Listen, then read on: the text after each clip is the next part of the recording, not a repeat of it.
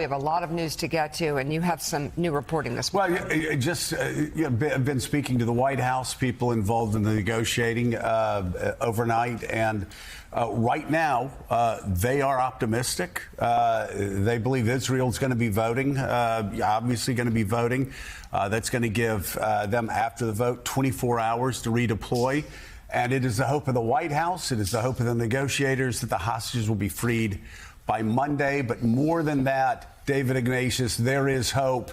And they believe, with all the parties that have been assembled here, that if the Abraham Accords was step one, this is step two. But they believe that this opens the door, considering everybody that's involved into this, to a much bigger peace plan that encompasses the entire region in the months and years to come. Again, we shall see. The Middle East always, as you know, tricky and frustrating. But the key here is they have a timeline and said they expect Israel to redeploy within 24 hours after they vote at the Knesset this afternoon. And the White House expects the hostages to be freed by Monday at the latest.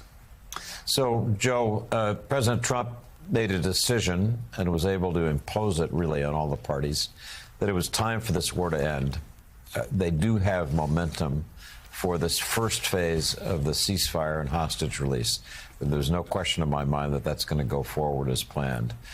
The next phase is going to be difficult because Hamas essentially has to agree to surrender, has to agree to give up its weapons. Hamas fighters who give their weapons will get amnesty, allowing a kind of calm to return to Gaza.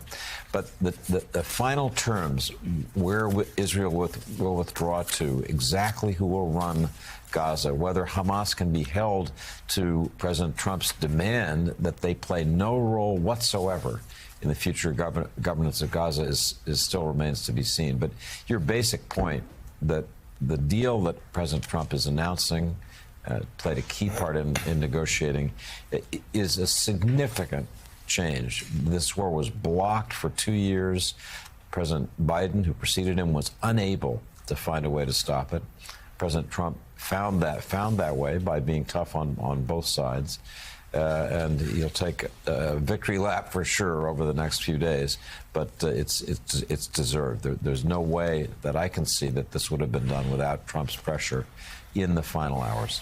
Well, by the way, the White House will be the first to admit that and the negotiators, that it's some of these business relationships that have drawn criticism in the past that actually have allowed them to go in and go places that let's just say a more conventional White House and team would have been able to go.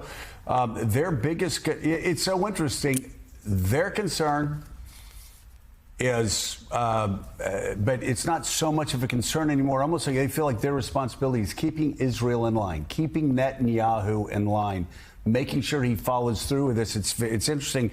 The Middle Eastern leaders, the Arab leaders that I've spoken with, no friends of Hamas. Very skeptical, actually, that in the end, Hamas will lay down all their arms, that they are going to do whatever they can to live to fight another day. But at least in the short term, it will be interesting to see if this timeline is followed through. Yeah, all the normal caveats when it comes to the Middle East. Things are fragile, things could change. But if indeed this deal does follow through as planned, I think the beginning and the end of this war will likely be traced to that Israeli strike in Doha. That was the moment where the United States said enough is enough. These are the Qataris there are helping, they're mediating. There are allies in the region.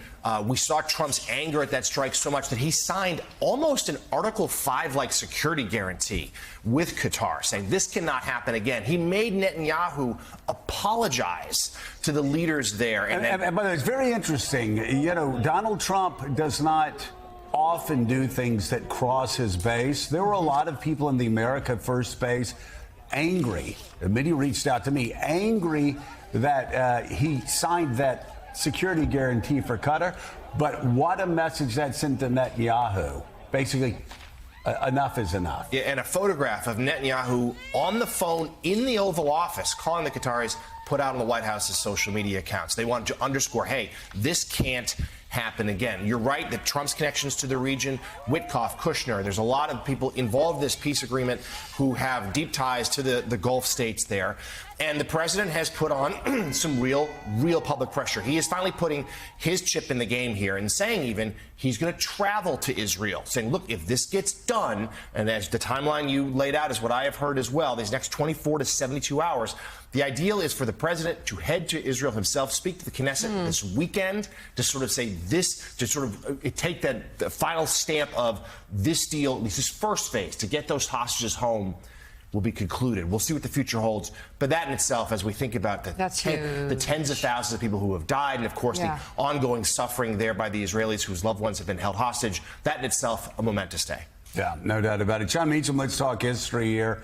My God, the failure since 1948 to figure out a way to resolve this issue are so plentiful. I can only think of a few offhand successful negotiations. One, of course, that Mika and her family know very well about it, the Camp David Accords, but also the Abraham Accords, which actually Jared Kushner went around the Middle East and, of course, for Donald Trump.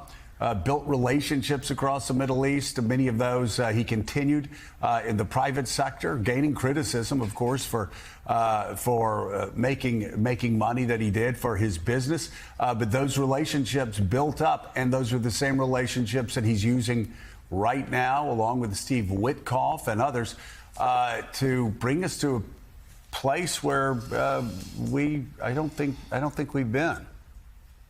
No, I think that's right. I guess I should ask you, how historic is this? Well, as ever, depends on how the chapter ends, but the beginning of this chapter is remarkable.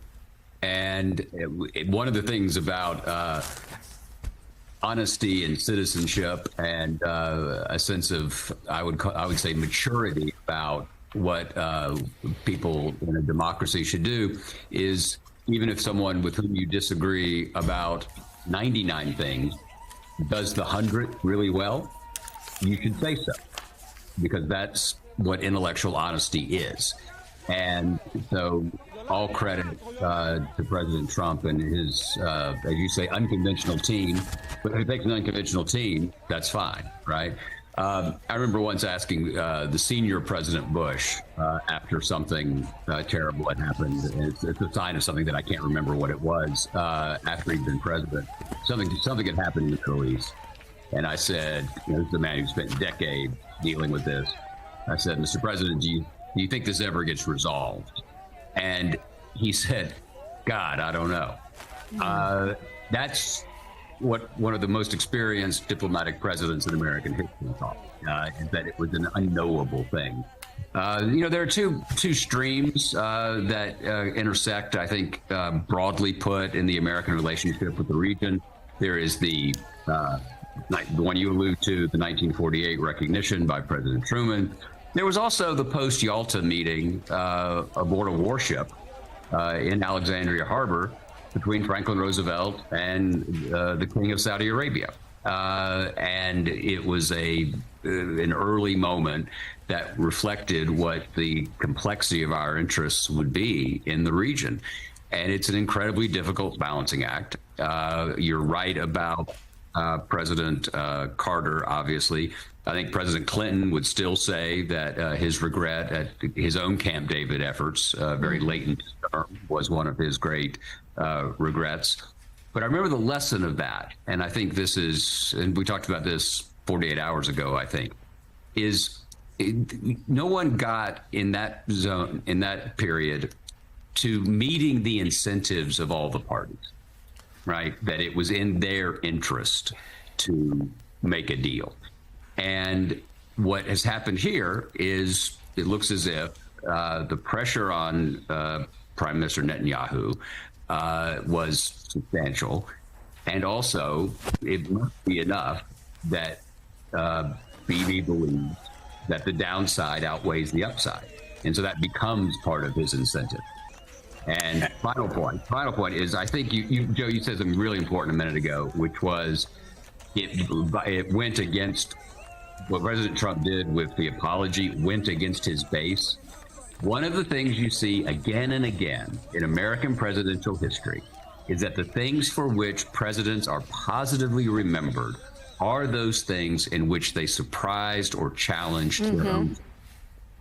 Yeah. Refer you to Richard Nixon in China, Ronald Reagan and the Cold War, Lyndon Johnson and civil rights, and it may just be President Trump and the Middle East here.